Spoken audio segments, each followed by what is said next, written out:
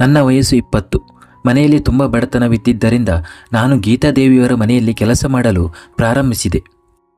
ನಾನು ಅವರ ಮನೆಯಲ್ಲಿ ಎಲ್ಲ ಕೆಲಸಗಳನ್ನು ಬಹಳ ಕಷ್ಟಪಟ್ಟು ಮಾಡುತ್ತಿದ್ದೆ.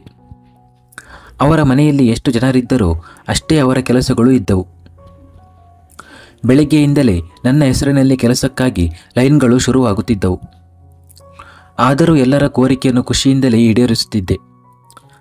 ನನ್ನ 2 ಕಾಲುಗಳಿಗೆ 10 ಚಕ್ರಗಳು ಇದ್ದಂತೆ. ಮನೆಯ ಪ್ರತಿಯೊಬ್ಬ ಸದಸ್ಯರು ನನ್ನ ಸೇವೆಯಿಂದ ತೃಪ್ತರಾಗಿದ್ದರು. ಗೀತಾದೇವಿಯರ ಕುಟುಂಬವು ನನ್ನ ಸೇವೆ ಮತ್ತು ಪ್ರಾಮಾಣಿಕತೆಯನ್ನು ಒಪ್ಪಿಕೊಂಡಿತ್ತು. ನಾನು ಕೂಡ ಹಾಗೆಯೇ ಇದ್ದೆ. ಹಾಲಿನಷ್ಟು ನುಣುಪು, ಕಮಲದಂತೆ ನಯವಾದ ದೇಹ, ಕಾಡಿಗೆಯನ್ನು ಹಚ್ಚಿದ್ದ ಕಪ್ಪು ಕಣ್ಣುಗಳು, ರಸಭರಿತವಾದ ತುಟಿಗಳು, ತೆಳ್ಳಗಿನ ನಡು, ಹಾವಿನಂತೆ ಉದ್ದನೆಯ ಕಪ್ಪು ಕೂದಲು ಮತ್ತು ಮಧುರವಾದ ಧ್ವನಿ. ನನ್ನ ಸೌಂದರ್ಯವು ಯಾವುದೋ ಸಿನಿಮಾದ ನಾಯಕಿ ಎಂದು ಭಾವಿಸುತ್ತಿತ್ತು.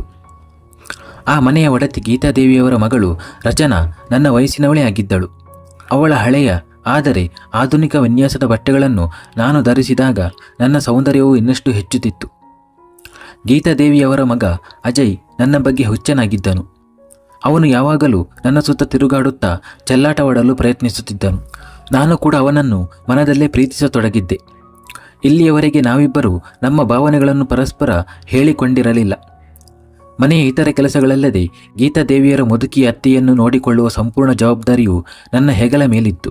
ಗೀತಾದೇವಿಯವರು ಕಾಲೇಜೊಂದರ ಪ್ರಿನ್ಸಿಪಲ್ ಆಗಿದ್ದು ಬೆಳಗ್ಗೆ 8 ಗಂಟೆಗೆ ಮನೆಯಿಂದ ಹೊರಡಬೇಕಾಗಿತ್ತು.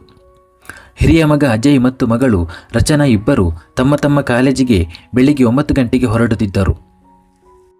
ಗೀತಾದೇವಿಯವರ ಪತಿ ರಮಣ್ ರವರು ಅವರ ಸ್ವಂತ ವ್ಯವಹಾರವನ್ನು ಹೊಂದಿದ್ದರು. ಅವರ ಸಂದರ್ಶಕರಿಗೆ ಚಹಾ ಮತ್ತು ಉಪಹಾರದ ವ್ಯವಸ್ಥೆಯನ್ನು ಕೂಡ ನಾನು ನೋಡಿಕೊಳ್ಳಬೇಕಾಗಿತ್ತು.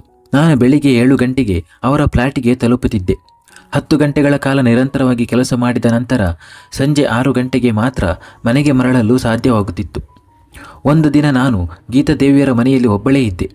ಮುದುಕಿಯು ಯಾವುದೋ ಕೆಲಸದ ನಿಮಿತ್ತ ನೆರೆಹೊರೆಗೆ ಹೋಗಿದ್ದರು. ಮನೆಯ ಕೆಲಸ ಮುಗಿಸಿ ಸ್ವಲ್ಪ ಆರಾಮವಾಗಿ ಕುಳಿತಿದ್ದಾಗ ಡೋರ್ ಬೆಲ್ ಸದ್ದು ಮಾಡಿತು. ಬಾಗಿಲು ತೆರೆಯುತ್ತಿದ್ದಂತೆ ಅಜಯ್ ಮುಂದೆ ನಿಂತಿದ್ದನು. ಮನೆಯಲ್ಲಿ ಬೇರೆ ಯಾರೂ ಇಲ್ಲವೇ ಎಂದು ಅಜಯ್ ಒಳಗೆ ಬರುತ್ತಲೇ ಕೇಳಿದನು. ಇಲ್ಲ ಎಂದು ನಾನು ಸಣ್ಣ ಉತ್ತರವನ್ನು ನೀಡಿದೆ. ನನ್ನ ಹೊರತಾಗಿ ಕೋಣೆಯಲ್ಲಿ ಅಜಯ್ ಇರುವಿಕೆಯು ನನ್ನ ಹೃದಯದ ಬಡಿತವನ್ನು ಇನ್ನಷ್ಟು ಹೆಚ್ಚಿಸಿತ್ತು. ನನಗೆ ಅವನನ್ನು ಕಣ್ಣೆತ್ತಿ ನೋಡಲು ಭಯವಾಗುತ್ತಿತ್ತು. ಅಜಯ್ನ ಮನಸ್ಸು ನನ್ನನ್ನು ಒಬ್ಬಂಟಿಯಾಗಿ ಕಂಡು ವಿಚಲಿತಗೊಳ್ಳಲು ಪ್ರಾರಂಭಿಸಿತು. ಅಜಯ್ ತನ್ನ ಕೋಣೆಗೆ ಹೋಗುತ್ತಿದ್ದಂತೆ 1 ಲೋಟ ನೀರು ಕೊಡುವಂತೆ ಹೇಳಿದನು. ನಾನು 1 ಗ್ಲಾಸ್ ನೀರನ್ನು ತೆಗೆದುಕೊಂಡು ಅವನ ಕೋಣೆಯನ್ನು ತಲುಪಿದೆ. ಅಜಯ್ ಗ್ಲಾಸನ್ನು ಮೇಜಿನ ಮೇಲೆ ಇಡುವಂತೆ ನನಗೆ ಸೂಚಿಸಿದ.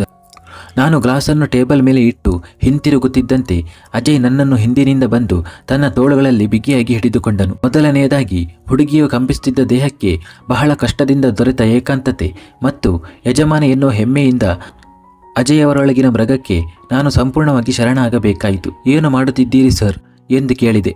ನಾನು ತುಂಬಾ ಹೆದರಿ ಹೋಗಿದ್ದೆ. ನೀನು ಅಂದುಕೊಂಡ ಹಾಗೆ ನೀನು ಸಿನಿಮಾದ ನಾಯಕಿಯಾಗಬೇಕಿತ್ತು. ಯಾವ ಬಡ ಕುಟುಂಬದಲ್ಲಿ ಹುಟ್ಟಿದ್ದೆ ನೀನು, ಪರವಾಗಿಲ್ಲ. ನೀನು ದೊಡ್ಡ ಮನೆಯ ಸೊಸೆಯಾಗಲು ಹರಳಲು ನಾನು ನಿನ್ನನ್ನು ತುಂಬ ಪ್ರೀತಿಸುತ್ತೇನೆ.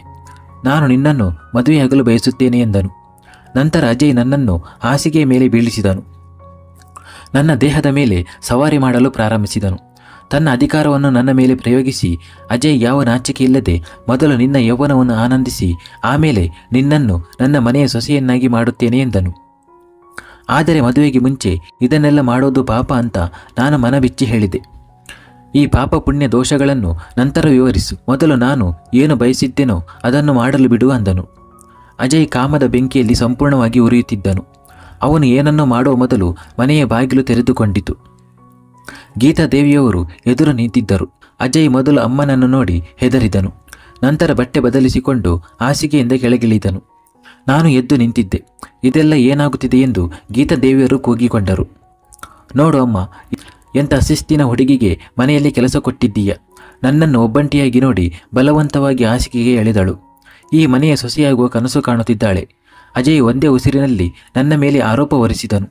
ಇಲ್ಲ ಅಮ್ಮ, ಇಲ್ಲ, ಇದು ನಿಜವಲ್ಲ ಎಂದು ನಾನು ಅಳುತ್ತಿದ್ದೆ. ಅಮ್ಮ, ಈ ಹುಡುಗಿ ಎಷ್ಟು ಹಠಮಾರಿ ಎಂದು ನೀವು ನೋಡುತ್ತೀರಿ. ಹಿಂದಿನಿಂದಲೂ ನನಗೆ ಕಿರುಕುಳ ನೀಡುತ್ತಿದ್ದಳು. ಆದರೆ ಇಂದು ನಾನು ಒಬ್ಬಂಟಿಯಾಗಿ ಸಿಕ್ಕಿದ್ದನ್ನು ನೋಡಿ ಆಕೆ ತನ್ನ ನೈಜ ಸ್ವರೂಪಕ್ಕೆ ಬಂದಿದ್ದಾಳೆ ಎಂದು ಅಜಯ್ ಸ್ಪಷ್ಟನೆ ನೀಡುತ್ತಾ ಹೇಳಿದನು. ಈ ಸಣ್ಣ ಜನರ ಬಗ್ಗೆ ನನಗೆ ಚೆನ್ನಾಗಿ ತಿಳಿದಿದೆ. ಅವರು ಖಂಡಿತವಾಗಿಯೂ ತಮ್ಮ ಅಸಲಿಯತ್ತನ್ನು ತೋರಿಸುತ್ತಾರೆ ಎಂದು ಹೇಳಿದನು. ಇನ್ನು ನಾನು ಇವಳನ್ನು ಕೆಲಸದಲ್ಲಿಟ್ಟುಕೊಳ್ಳಲು ಸಾಧ್ಯವಿಲ್ಲ ಎಂದು ಗೀತಾದೇವಿಯವರು ನನ್ನತ್ತ ಕಣ್ಣು ಹಾಯಿಸಿದರು. ಬೇಡಿ ಅಮ್ಮ, ಈ ರೀತಿ ಮಾಡಬೇಡಿ, ಹಸಿವಿನಿಂದ ಸಾಯುತ್ತೇವೆ ಎಂದು ನಾನು ಹೇಳಿದೆ. ನೀವು ಹಸಿವಿನಿಂದ ಏಕೆ ಸಾಯುತ್ತೀರಿ? ನೀವು ಪುದೀನವನ್ನು ತೆಗೆದುಕೊಂಡು ಮಾರುಕಟ್ಟೆಯಲ್ಲಿ ಕುಳಿತುಕೊಳ್ಳಿ. ನಿಮ್ಮ ಹಸಿವನ್ನು ಮಾತ್ರವಲ್ಲ, ಇತರರ ಹಸಿವನ್ನು ನೀಗಿಸಬಹುದು. ಈ ಮನೆ ಕೆಲಸ ಮಾಡಿಕೊಂಡು ಎಷ್ಟು ಸಂಪಾದಿಸುತ್ತೀಯಾ? ಈಗಲೇ ಈ ಮನೆಯಿಂದ ಹೊರಟು ಹೋಗು. ನನ್ನ ಮಗನ ಮೇಲೆ ಆರೋಪ ಮಾಡುತ್ತೀಯಾ ಎಂದು ಗೀತಾದೇವಿಯವರು ಅಸಡ್ಡೆಯಿಂದ ಹೇಳಿದರು. ನಾನು ಆಶ್ಚರ್ಯದಿಂದ ಎಲ್ಲವನ್ನೂ ಕೇಳುತ್ತಿದ್ದೆ ಮತ್ತು ನೋಡುತ್ತಿದ್ದೆ.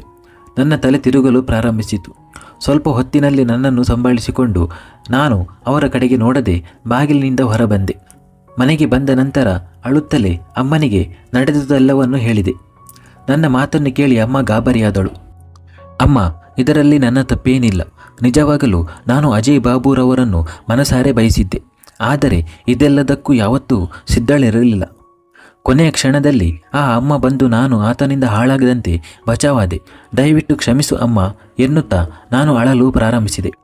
ಅಮ್ಮ ನನ್ನನ್ನು ಎಳೆದುಕೊಂಡು ಗಟ್ಟಿಯಾಗಿ ತಬ್ಬಿಕೊಂಡರು. ನಾನು ಬಹಳ ಹೊತ್ತು ಅಮ್ಮನನ್ನು ಅಪ್ಪಿಕೊಂಡು ಅಳುತ್ತಿದ್ದೆ. ನಂತರ ನನ್ನ ಹೃದಯ ಹಗುರವಾಯಿತು. ನಾನು ಅವನಿಂದ ಮಾನ ಕಳೆದುಕೊಳ್ಳದಂತೆ ರಕ್ಷಿಸಲ್ಪಟ್ಟೆ. ಇದಕ್ಕಾಗಿ ನಾನು ಗೀತಾದೇವಿಯವರಿಗೆ ನನ್ನ ಮನಸ್ಸಿನಲ್ಲಿ ಧನ್ಯವಾದ ಹೇಳುತ್ತಿದ್ದೆ. ಕೊನೆಯ ಕ್ಷಣದಲ್ಲಿ ಅವರ ಆಗಮನ ನನಗೆ ವರದಾನವಾಯಿತು. ಈಗ ನನ್ನ ಕನಸುಗಳು ಭಗ್ನವಾದ ಬಗ್ಗೆ ನನಗೆ ಬೇಸರವಿರಲಿಲ್ಲ.